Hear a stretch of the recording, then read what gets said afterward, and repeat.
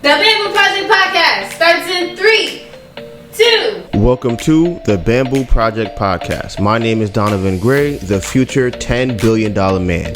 On the way to 10 billion, I decided that I am going to help create 1,000 millionaires, including myself. And not by being a guru or selling a course, but by doing the things I love to do every day and documenting my journey to get there.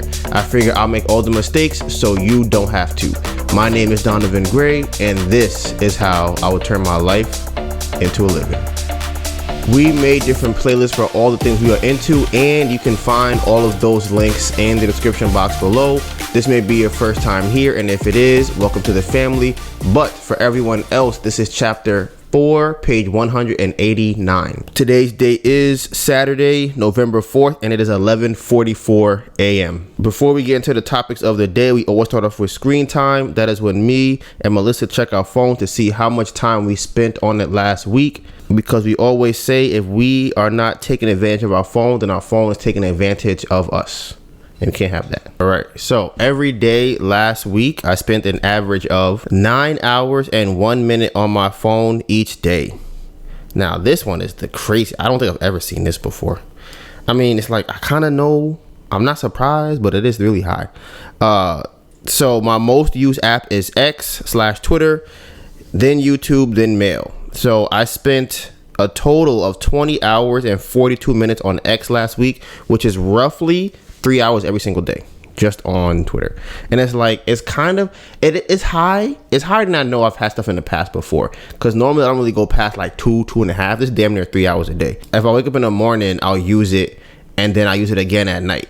So it's kind of like, and throughout the day. So I kind of understand it. And here's the thing about X too, right? I personally feel like, it's all I was saying last podcast, I think that, or at least I felt that it doesn't have the same effect as getting me attached as the other platforms. And I think that's true. I think it's more of a slow drip. I don't think it's as addicting as the other ones, but it still has those addicting features to it. So that's something I definitely noticed using it. I picked up my phone on average 119 times per day, which is up from 102. And then my first used app after pickup was Mail. So, but yeah, like I said, I definitely think, I don't know. When it comes to Twitter/X or whatever, right? It's always going to be weird trying to figure out what that is. It's a lot more words to read than it is videos to watch.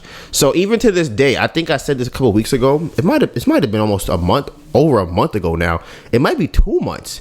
That's kind of crazy. I have not scrolled on any short form platform in that time period at all. The most that might have happened is I might have scrolled one time by accident and immediately closed the app. That might have happened 2 times, maybe a max 3. And I'm very proud of myself for that, because I have told myself I will not use this. I'm not gonna get caught up in shorts, reels, TikTok. I'm not. I already know, because I see myself walking around the house just scrolling on there. And it's so funny because I will literally, it'd be a 20-second clip. I'll be scrolling for minutes trying to find a 20-second clip to watch it, giggle, and then go to the next, keep scrolling. And it's so, I honestly can't even tell you like any short that I remember. I don't remember any shorts that I've watched, and I've probably watched thousands of shorts at this point. And I cannot tell you like, oh, this is a short I watched that I thought it was like really good or something. But like I said, I have not scrolled on any short form platform. It's gotta be like 2 months. I think it's probably around the last time we were doing the craft fair. And the craziest part about it is I don't even miss it.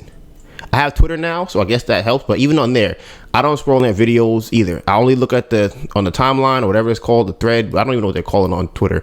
I only look at that, and that's it. Instagram is number 4 on my thing. On last week, I spent 6 hours and 2 minutes on Instagram. That's less than an hour a day on Instagram. That's amazing. That is phenomenal. Less than 1 hour a day on Instagram. Like I said, so then when I look at it from that perspective, is it as bad that I'm using Twitter for 20 hours because I'm not using social media as much for the day? Is that bad? I don't know. Because it's like, if I was to do 1 hour per app, like 1 hour for Instagram, 1 hour for TikTok, 1 hour for YouTube, 1 hour for Twitter. That's 4 hours right there. That's 28 hours right there. So, Okay, so what was your screen time like last week? I spent 7 hours and 35 minutes on my phone on average, which is down 14% from the week before.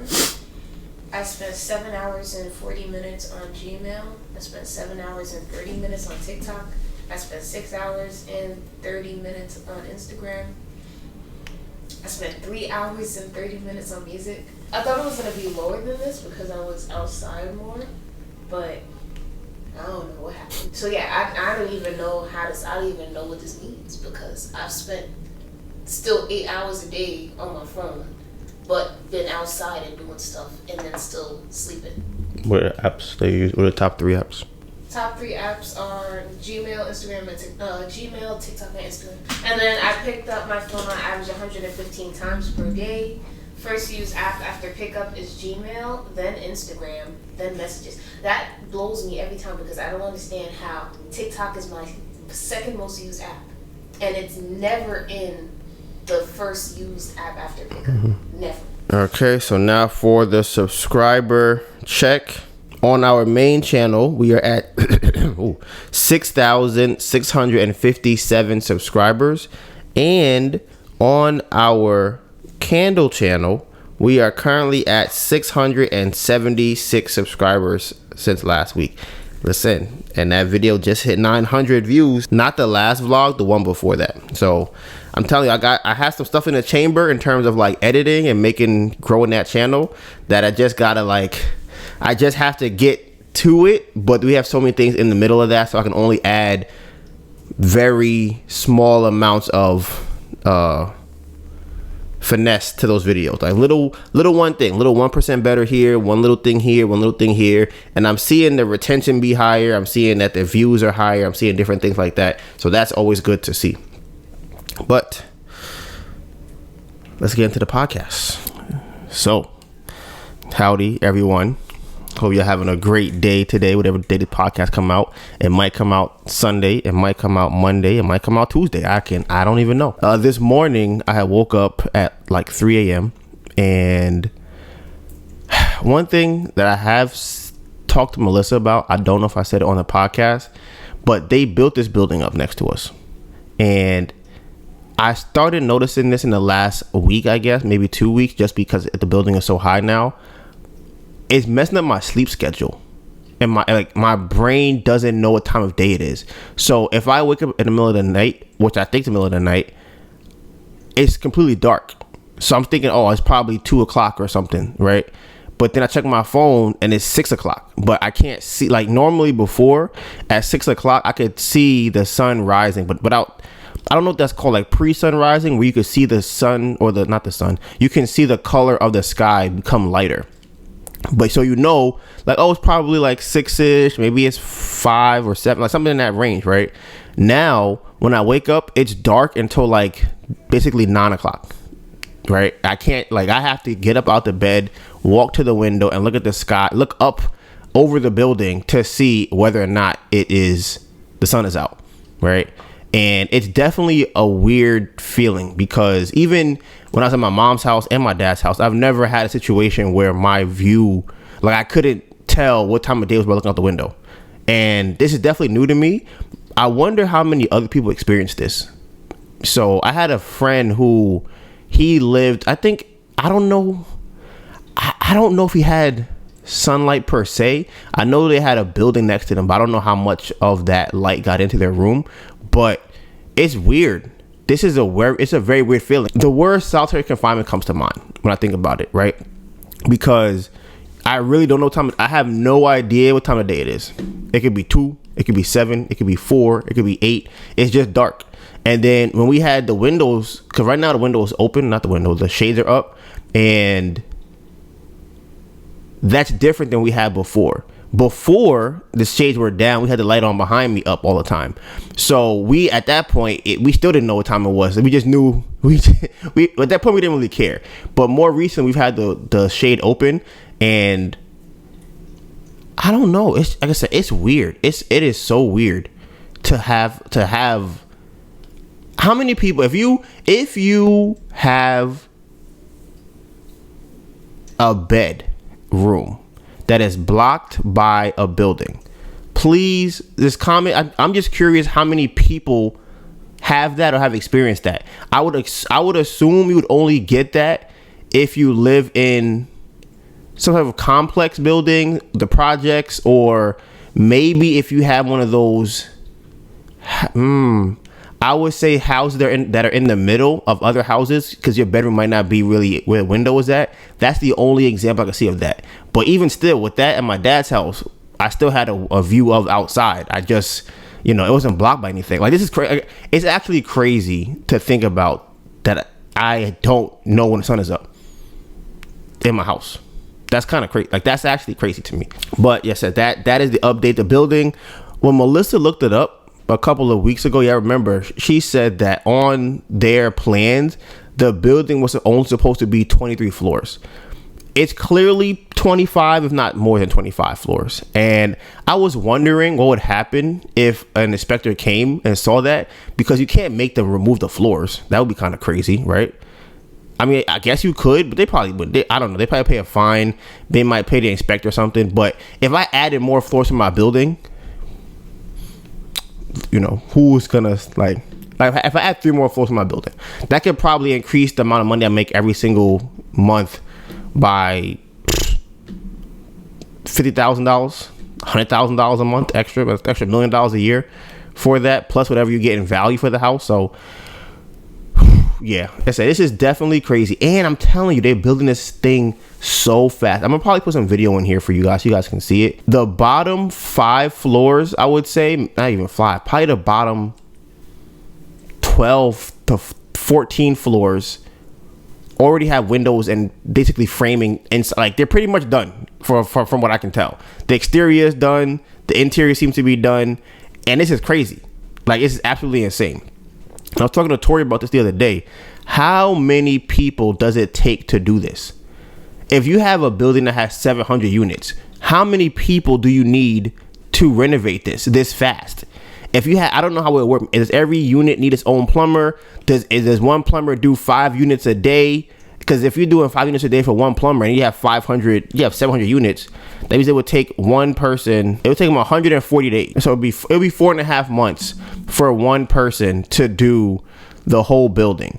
And that's if they are doing, I guess that's not that bad then. Because I'm like, if you have like 20 guys doing it, like 20 plumbers, and they're each doing 5 a day. I don't know if that's a common number for one plumber to do 5 in a day, but 20 times 5 is 100. So that's 7 days. That's not that bad.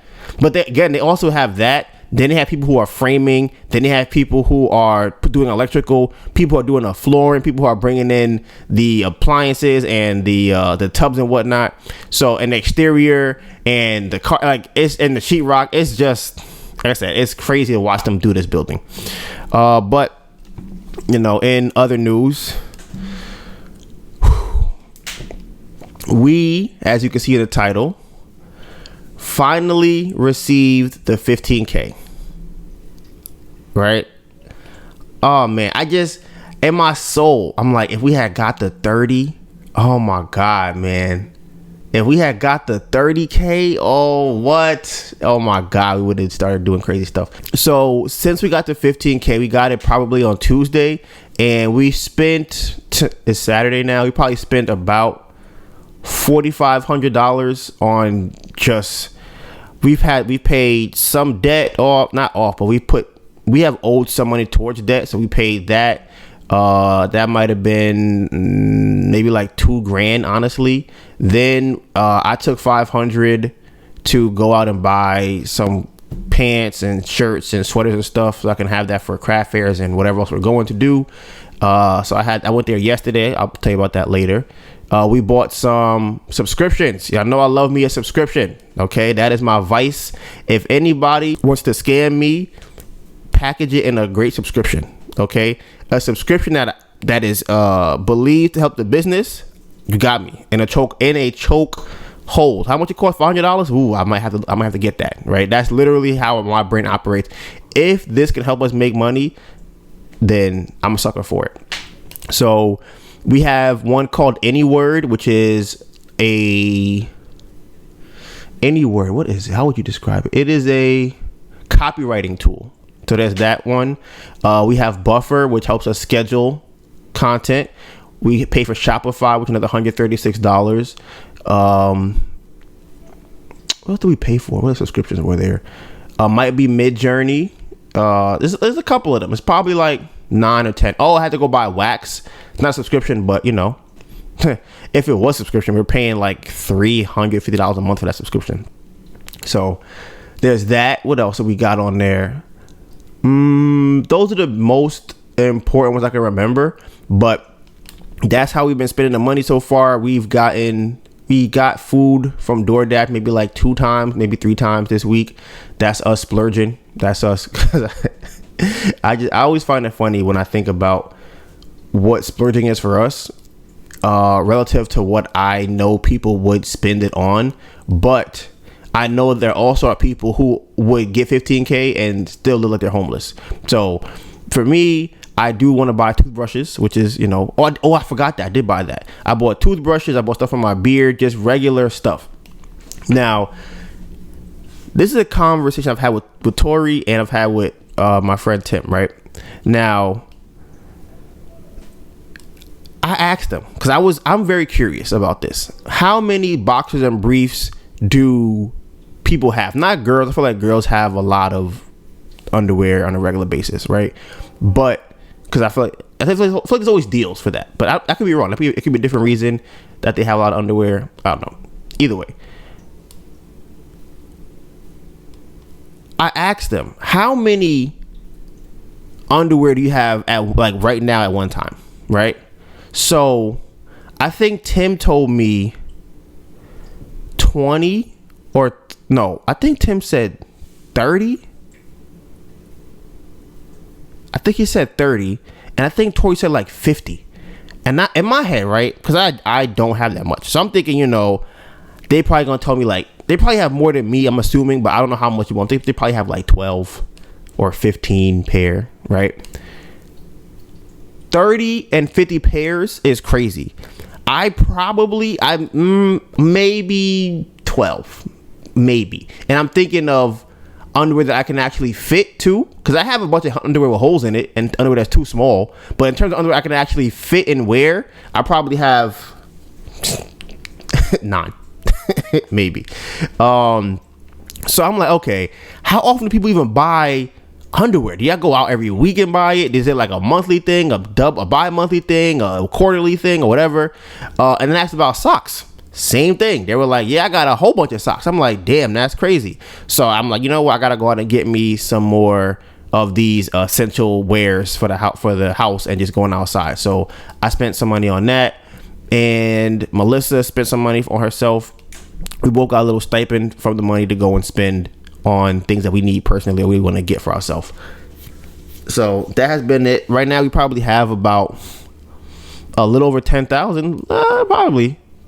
Like 10,000, maybe 11,000 left, roughly. So we're trying to make it last for a fairly long time. Between having that cash sitting there and money coming in, we want this to last us a good amount of time. When that money hit the account, though, oh my God, I could barely even breathe. I was on the phone with my sister, and I was just checking my phone, and I saw on Chase that we had 15K. I'm like, I gotta call you back. I was like, I gotta show Melissa this because it's gonna be crazy. She saw it. She was screaming. It was just, we were like, damn, this is finally here. We could finally get into go mode and like finally start making moves, like actually making moves. Because one thing I've learned from what was it called? From wholesaling and Turo and Airbnb, like other platforms and things like that. A lot of times people say you can do things with no money, right? And we have been in probably 5 different industries where we have heard that, and almost in every situation, I can't think of one where this wasn't true. In every industry that we've been in, you cannot do it with no money, right? It's damn near impossible. Now, can it be done? Have people done it? Yes. But even then, I'm still kind of like, you may not spend money, but you have to have money to either pay for a subscription for the month. When I hear somebody say no money, zero money, I'm thinking, I don't need a thing. I can come to you with $0 to my name and not spend one single penny to get this thing off the ground, right? When it comes to real estate, it was EMD. When it came to Airbnb, they wanted to put deposits down for that, which is kind of like an EMD, but it's more for like actually getting the unit. There was that. When we came to real estate, like actually flipping a house, we had to have money. We had to pay for, what was it called? We had to pay for all the fees that come up with even getting a loan, which I did not know it was that many fees. Like I said, subscriptions for everything, trying to figure out where to research, how to research a different place. $10 is more than $0. When I hear $0, I mean, I want it to be completely $0. Now that we have the money, we're like, okay, we know that there are things we have to pay for to actually grow the business. So we're like, okay, cool. Now we have the money, we can pay for those things and get the business going. Oh, I forgot another company that we another subscription that we paid for. I don't know the person's name. Shout out to you if you're listening. You have the Gold Diamond Shop, I believe the name of your business is called. We are Similar Web is another one that we are paying for, and some other like researching platforms for the business. But like I said, I'm excited that we finally have this money. I think as soon as we got the money, things just turned crazy. The last couple of weeks that we've had have been more or less kind of slow, just because we've had no money. And me personally, when I don't have money, I don't like to move. I don't like to move at all. And for the reason why is because things happen. Right? I want to, especially if money's coming in and I have none, I want to sit still. I don't want to break nothing. I don't want nothing to go missing. I don't want to know what I need. I just want to sit completely still until we have a craft fair, until we have a loan coming in, until there's money coming in from a grant. I don't want to do anything, right? Because I'm like, I sneeze and then Condé knocks on my door. I breathe and then the building is telling me we're getting evicted. So I'm like, when I have no money, I'm like, I can't make no real moves right now. Like, don't look up nothing, don't do anything, just sit still. That's usually how my brain operates. But now that we have the money, I was doing photo shoots last week. Melissa was going to the library, and it's funny, even something like going to the library, that costs money to go to the library. Like, you have to get on the train, which is money. Then when you get there, right, you are probably going to get some food, which costs money. Then you got to come back, which costs money. And it's like, just last week, us trying to pay to go to the library could have been too expensive, right? Crazy. I know. Insane. So that's it. That's really how we've been spending the $15,000. And then obviously Logical Positions, which is the marketing company that we had worked for. Now, I know last week on the podcast, I brought up the fact that we had a eviction court hearing on Monday. This is a very busy week. And I realized that this morning when I was writing it down on my notes. I'm like, damn, that was Monday you went to the thing, right? Yeah, this is a crazy week. Like, a lot of things happened in this one week. So Melissa went to the court case.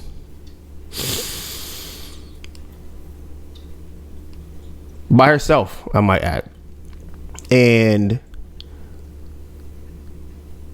the case was actually to lift the ERAP program. And for those who don't know, the ERAP program is when COVID happened and they said that they would cover the back rent and then we cannot get evicted for an additional 12 months. That time period has passed and they are trying to get that lifted so they can get us out of here. So Melissa went over there, and some of y'all have been around long enough to hear this story. Maybe I haven't, but there was a time that I had an American Express situation where I had to go to court with them, right? And it's such a weird situation. Like, if you've never experienced it, or if you've never been around, I guess, lawyers or whatever,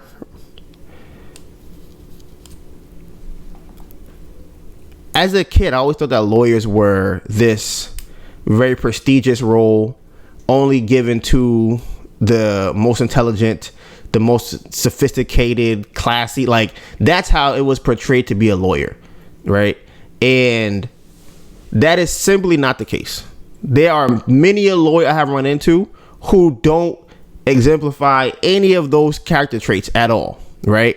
And my first encounter with this situation was with the American Express. I go in there, I might have been 21, possibly maybe 22, and I go in there. The lawyer for American Express, or whoever they hired, is a black guy who might be 2 years older than I am. He's Gucci down from head to toe. He has Gucci glasses. He has Gucci slippers. His suit might have been Gucci. He had a Gucci belt on. I think he had a Rolex on too. And I'm looking at him and I'm like, you're the lawyer for this? I'm like, I run circles around you. I'm like, this is ridiculous. I'm like, you went to law school and this is the production that came out. Like, this is what it is. And I'll never forget when my mom had told me I don't have to pay them anything. She's like, listen, if you go to court, you can say you don't want to pay, or you don't have the money to pay, or whatever. Because they're gonna try to negotiate. I'm like, I guess I'll see what happens, right? I'm always very curious to know what comes from my actions, right? I love to just kind of tinker with things. So we're sitting in this little tiny room, basically a cupboard, and he's doing all the stuff you see in a movie show. He's like looking around like, man, I don't know. I think I owed like 11,000. He was like, all right, can you do 10? I'm like, no. He was like, okay. What about 9? I'm like, no. He's like, okay. 8? I'm like, no. He's like, okay. He's like, how much can you do? I said, I could do 4. He said, 4. Okay. He gets up, goes in the hallway right next to us, right? He might have been in the hallway for 30 seconds, maybe. Comes back in and goes, yep, my boss said 4,000 will work. We could do that. Just sign right here and we'll keep it moving. And I'm sitting here like, bro, I know you didn't call nobody. I'm sitting right here. You weren't gone that long. I'm literally next to you at the door. You didn't call anybody. What the fuck? I'm like, what was that? But I'm like, in my head, I did not think that's how that whole situation would go. I thought it was going to be like an actual adult situation. We're talking about laws and rules and regulations and, actual legitimate negotiating. No, it was a bunch of child nonsense in there. So Melissa told me that her experience was very similar to that when she went to the courtroom, right? How old do you think that guy was? Probably he could have been my age. Probably Melissa's age, right? That was the lawyer that was representing the building. And it's like, and I think she told me he was kind of flirting with her. So it's so weird because I guess from watching TV, the perception of lawyers would be different, but this hurts my soul because it happens too many times. As a child, I remember looking up to so many different businesses or adults in that at their job. When I was younger, I used to think taxis.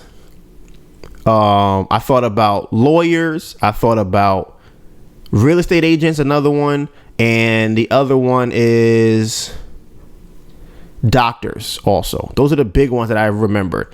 The taxi one for me, I thought was big because as a kid, everybody's older than you.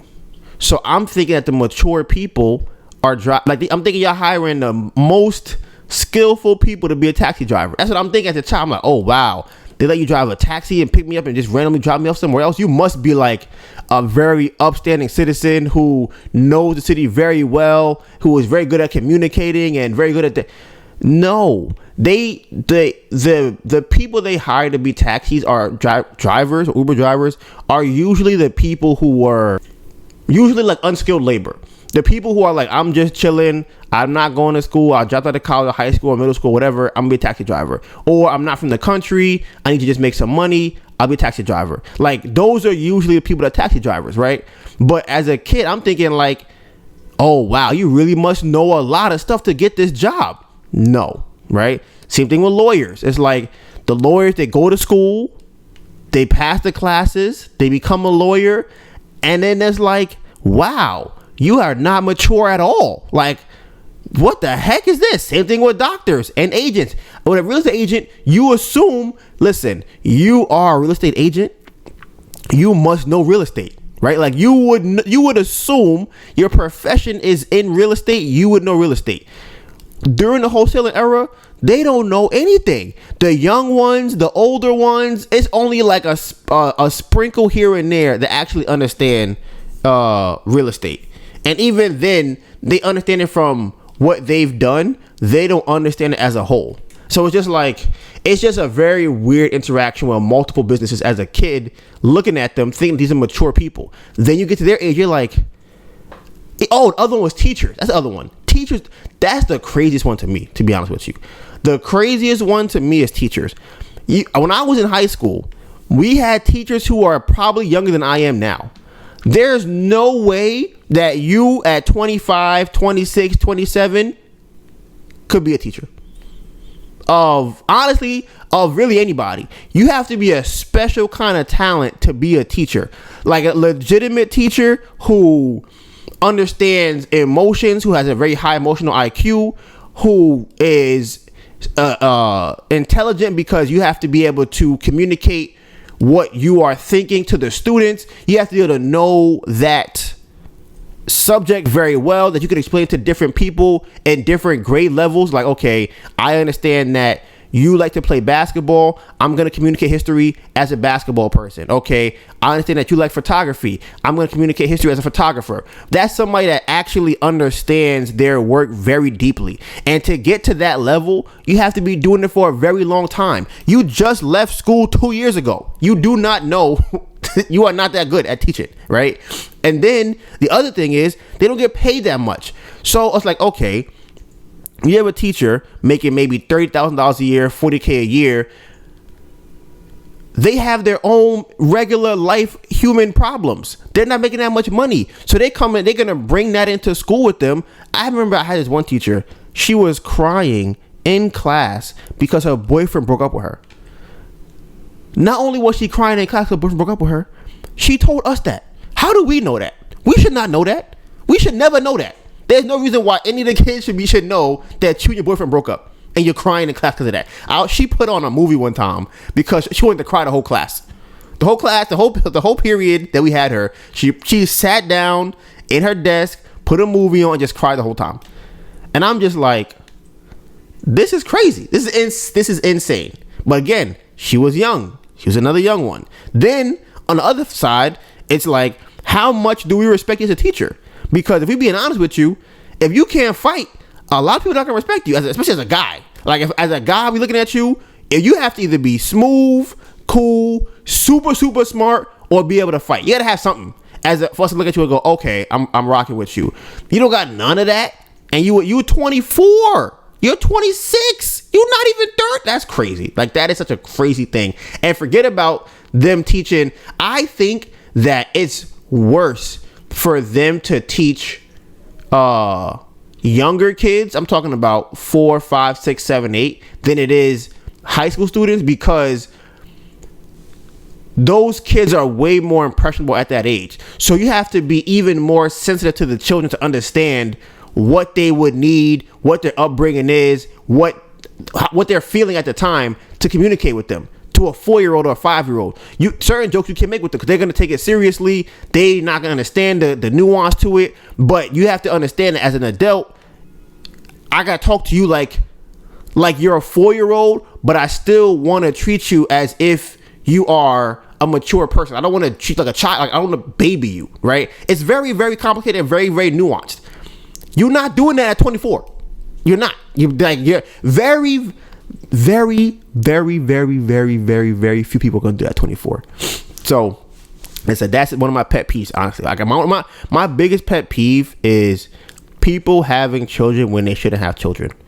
That's one of my hugest pet peeves. It's like, you are not equipped to raise a child. You should not have one, because that is the biggest problem that any country, the entire world faces. Because when you have a child that's not raised correctly, that's when you get demon type behavior. That's when you get murderers. That's when you get people who are manipulative. That's when you get people who don't have a self-esteem, because as a parent, you had no idea how to raise them. So now you have a kid out here who's on demon time across all different, at work, at school, with friends, with girlfriends, boyfriends, whatever. They doing wild stuff all the time. They lying to people. They doing craziness. You know why? Because as an adult, as a parent, you did not know how to actually raise them, and now they messed up, right? So, but like I said, I don't want to get too deep into that. My personal thing. I seriously hate that. Like, I hate that with a passion. But in lighter news, this week has also been a very, very good week when it comes to the candle business, because we were reached out to, probably 3 people, at least in the last 2 weeks or so. Morgan Stanley wants us to host an event, or what do you call it? Hosting an event? What do you call that? Vending at one of their events, right? So now we are going to be connected with some Morgan Stanley people, which is always great because people at Morgan Stanley have money. Our candles are for people who have money, right? They're working class, they have a career, they're spending it on, they have discretionary income, okay? They're going to buy things, especially of value, like our 100% non-toxic wooden wick beeswax candles, okay? Check the link in the description, Ember Candle Co. Get you a candle. Now, it's the new standard. Like I said, that is a huge thing, because not only do we make those connections, it looks good for the website. So we can put that on our website that we've worked with them. It adds to credibility and social proof that we are a legitimate business, that we are working with brands that you are familiar with. Another company reached out to us too. All right, this company, some of y'all may know it, some of y'all may not. Okay, it's called Redfin. Now, Redfin is very similar, if not the same, to Zillow. You go on there, you want to find houses, you want to buy or sell a house, get a real estate agent, you go on Redfin to get that. They reached out to us to feature us in their holiday blog, right? And of course, we are glad to be featured in Redfin, because again, those people have money, right? So again, the candles are for people who have money, and it's a reputable name that we partner with. So we have Morgan Stanley, we have Redfin, right? And it does not stop there. Also, a company that partnered with United Airlines, which is United Airlines Magazine, they also wanted us to be in their magazine. Now, we were on the fence about this one. We wanted to do it. How it works is we would send them some creative assets, whether it's pictures or mainly pictures, and they would put it in their magazine for their holiday gift section. So when you're on the plane, going through the little magazine, you would see our candles in there. So we've seen things like this before. And what I mean by that is you have companies who are trying to bolster their own business by having as many people on their platform as possible. They don't really care about you as a business. They just want to be able to say we have 100,000 vendors on our platform right now, even though none of them are making any money whatsoever, right? That's what they want to be able to say. So we've seen a lot of brands that are like that. Now, we saw this one, we're like, okay, it could be like that. We don't know. So I asked them, I said, hey, how did you find us? Because to me, that's a big one. They say like, oh, we were just randomly scrolling around Instagram or somewhere. We just saw you. I'm like, I don't trust you. But she said that someone that she knows actually recommended us to her. She said that the other person has a wind down candle and loves it very, very, very, very much. So I think she said she smelled it too. So because she smelled it, she said, I love the candle. That would be a great addition to the magazine. Now, the only problem with them is they charge to be in the magazine. Now, they were going to give us a discount, right? If we do 3 months, it would be 20% off. We're like, okay, cool, right? So it would come up to a total of $2,000 every single month. So we were strongly considering it, very, very strongly. And several things happened in that meantime. One, I saw a tweet about shiny object syndrome. And I kind of got the vibe from this because we have to put out money for this, right? At $2,000 a month, that would drastically eat into what we're trying to do right now. Not only that, I thought about what it is that they're even offering. It's a magazine. It's like a quarter of a magazine, like a quarter page of a magazine. And we just have our candle there. I don't know how many people are buying candles out of an airline magazine, right? It doesn't seem like something that's very viable for us at our stage. Now, it may be good for brand awareness for another brand, like a bigger brand that's like, okay, we have a budget. Let me just put it out there for something. That doesn't work for us. Every single dollar we spend has to give us money back. We have to make money from it. We have to. And I don't think that's it. I don't think that's going to give us that return. So I'm like, you know what? I remember that, based off of how the house went and a lot of other things in our checkered past, that I need to find people who have used it and get their experience from it. So I went into the magazine online and I saw a bunch of different QR codes and websites to each of the vendors or each of the companies that have featured in this magazine. So I got up. I'm like, you know what? I'm going to start emailing them. I'm going to start DMing them and seeing what they say. So yesterday I got 2 responses back. One, I got on Instagram, and the person said that it was not worth it at all. They said they didn't see no real sale increase. They said they didn't really see anybody come to the website from it at all. They just said it was not worth it for them and they wouldn't do it again, but they were nice. But sales wise, they didn't like it. The other person I asked, they said that they just started it last month, so they will let me know in a month from now how it is. But that let me know it's probably not worth it. And then a lot of brands that I saw in there were brands that were bigger.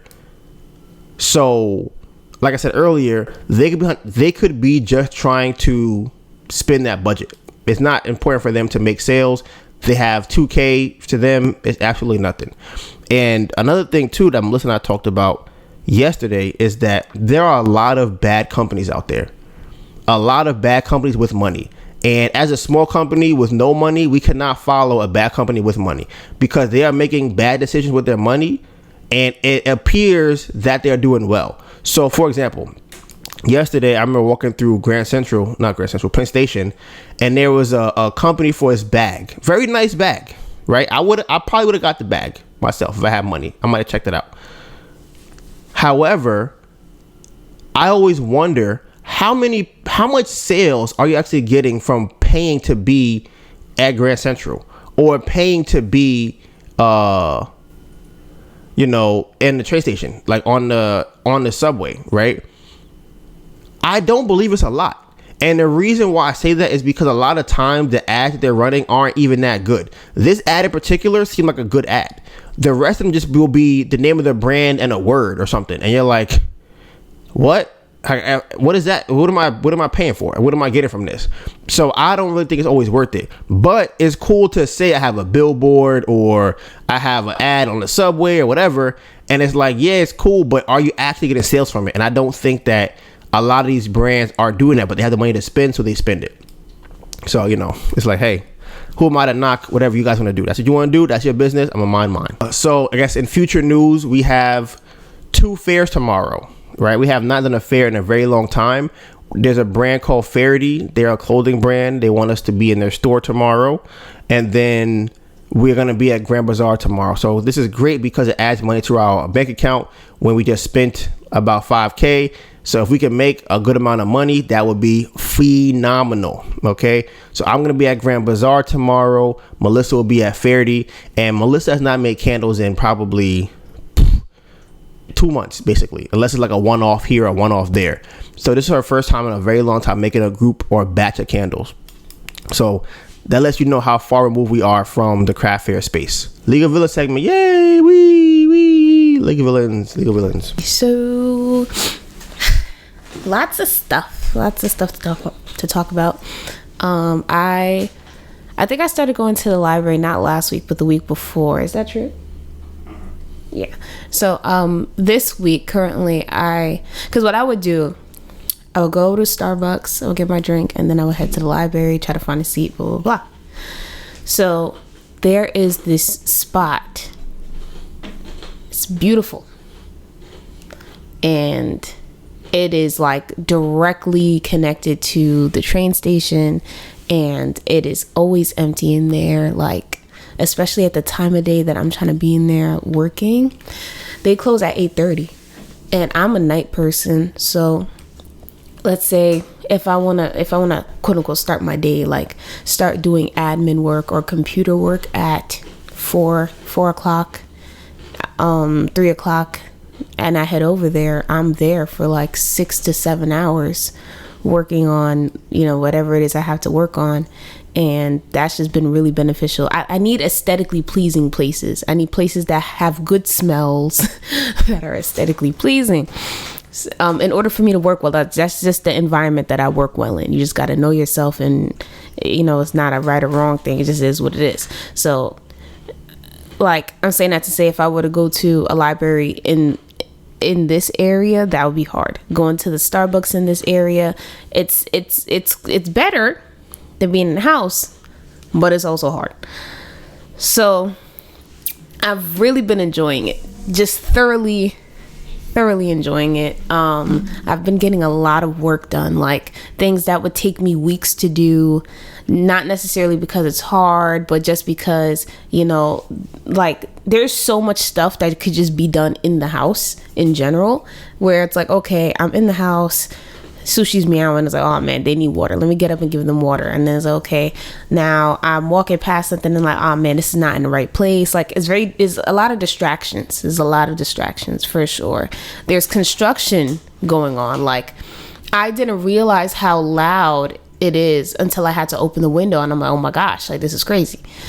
The fan is on. Like it's just different things that it's just not there when I'm at the library, I'm at Starbucks or whatever I'm working. So I've applied to different grants. I've been on my Zoom. You got to get on your Zoom. Sorry, I'm on TikTok a lot. I've had a million Zoom calls, like with just so many different people, like government people, other businesses, other organizations, like just Zoom. St. John's University students are doing marketing for us. My cousin and his ragtag team of marketers are also doing marketing for us. Like there's just a lot of stuff to manage. There's deliverables that I need to give to people. I had my conversation with the creative marketing company that we really want to use, that had took another company from pre-revenue to like 15 million in like a year. Like so we got prices back for that. It's just a lot of things are moving, and because I have the prices now, I know what y'all are expecting from me now, all of that stuff. But I still want to email them back telling thank you for the pricing, I'll let you know what our investors say, blah blah blah blah. And like what that timeline looks for us. I also have to work on the Kickstarter. I also have the graduation for the Beyonce course is this week.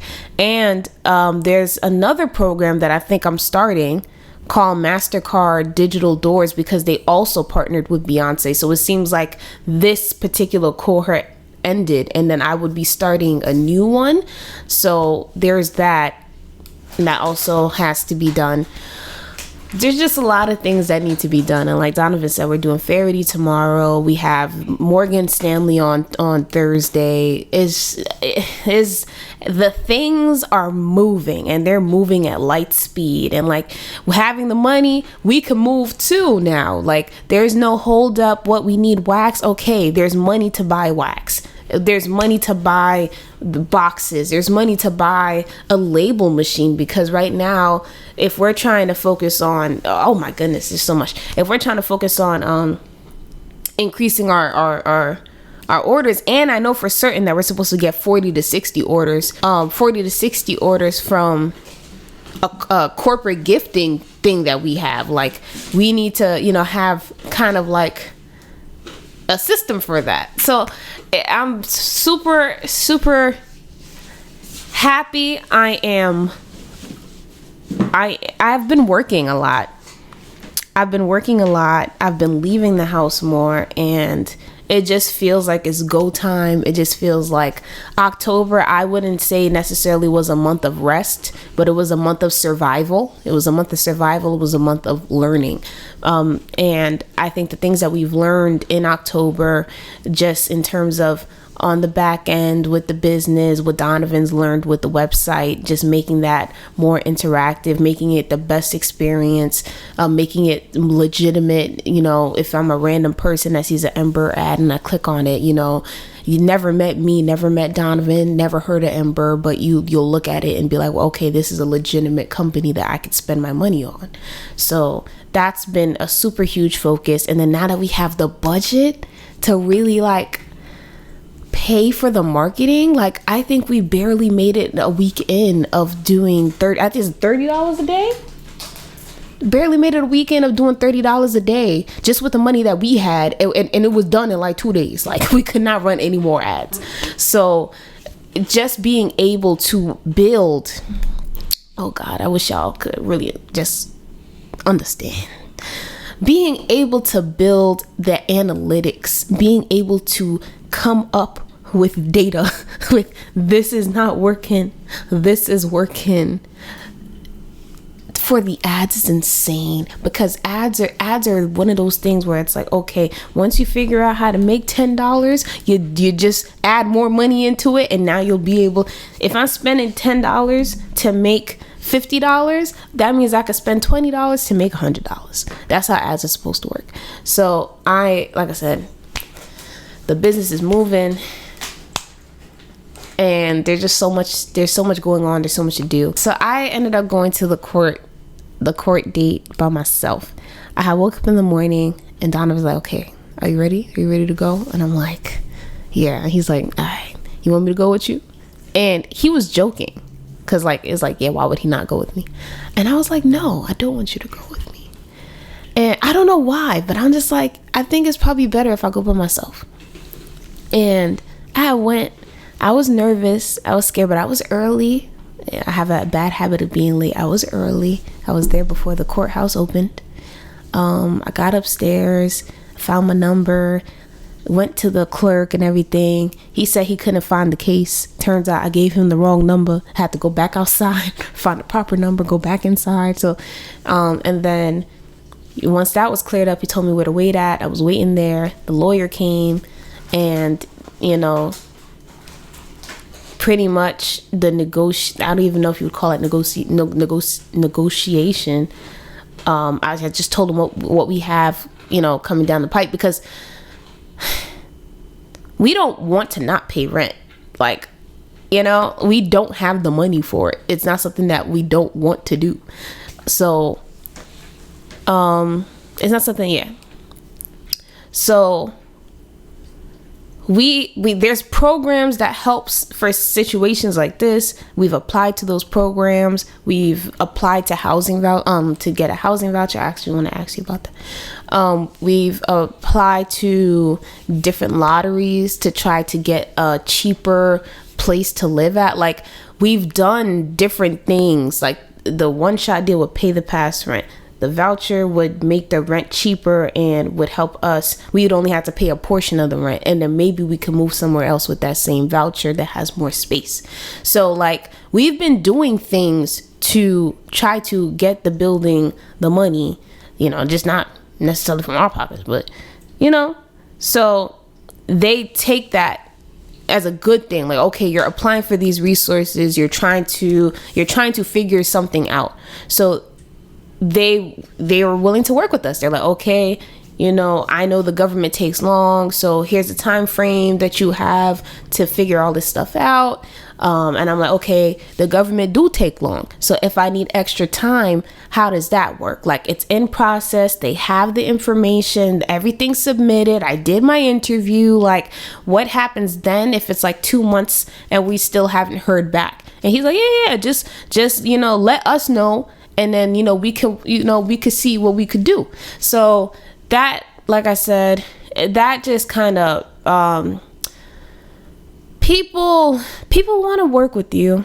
You know, it could be a hit or miss. Some people could really be like, you know, this is how it's supposed to be. And, you know, but some people will work with you. So I am thankful for that.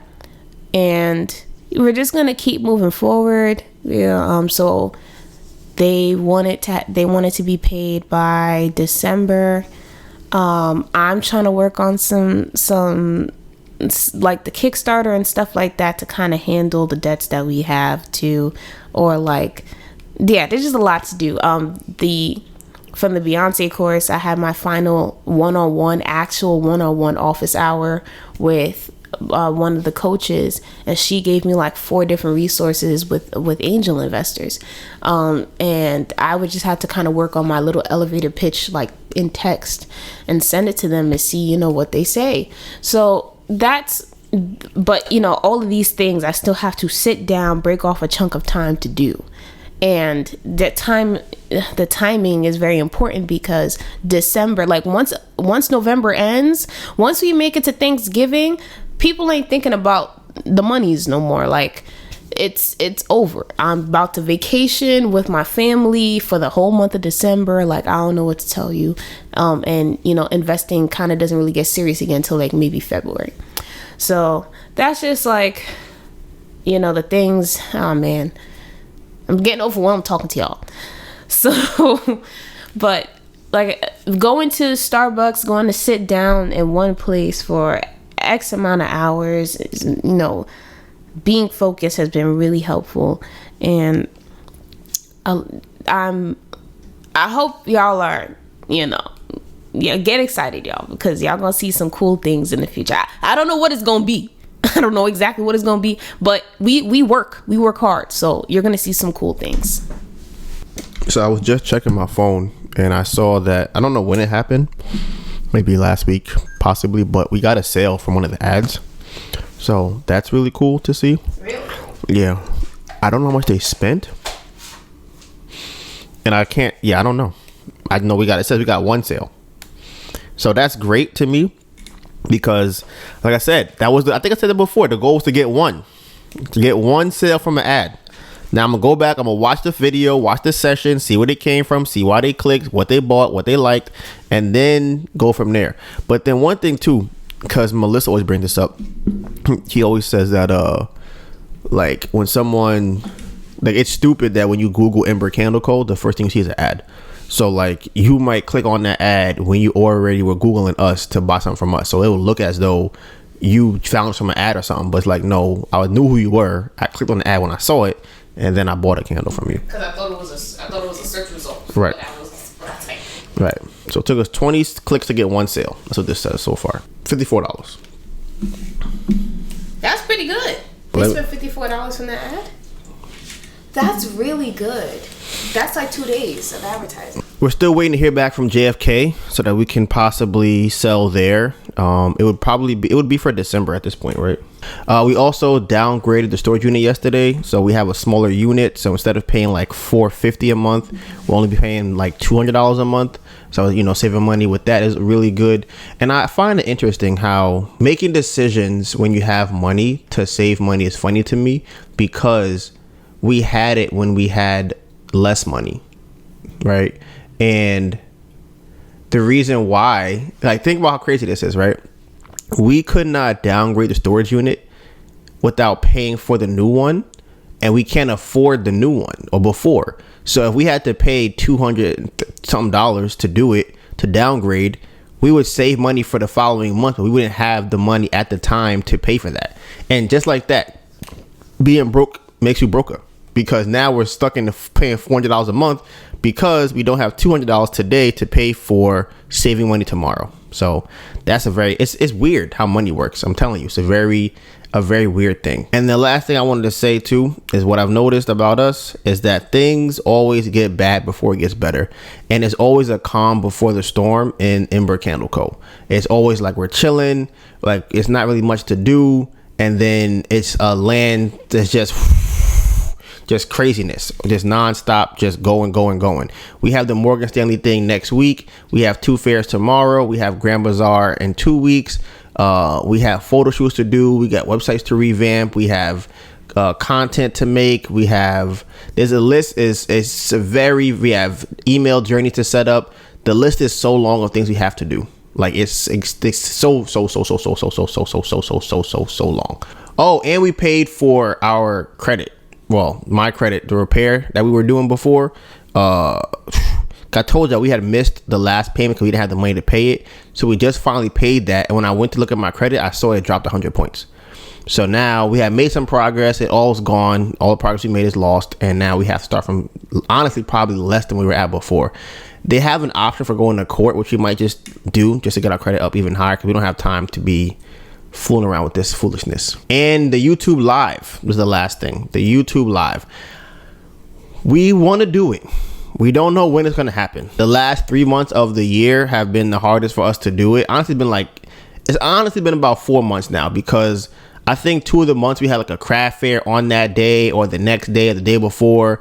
And it was just crazy. So we're talking about for next year, we'll probably do it quarterly or something like that. And because monthly, it's not enough stuff happening every month. It's time consuming for what we have going on. But we'll be back here next week. You can find all the behind the scenes content on our social medias. Mine is DonivanGray, DonivanGray. And you have my phenomenal, beautiful, amazing girlfriend, Melissa Burnett, AnetaBurn. You know what it is. Hashtag Bamboo Project 2023, the road to 500K. And with that being said, Bamboo Project out.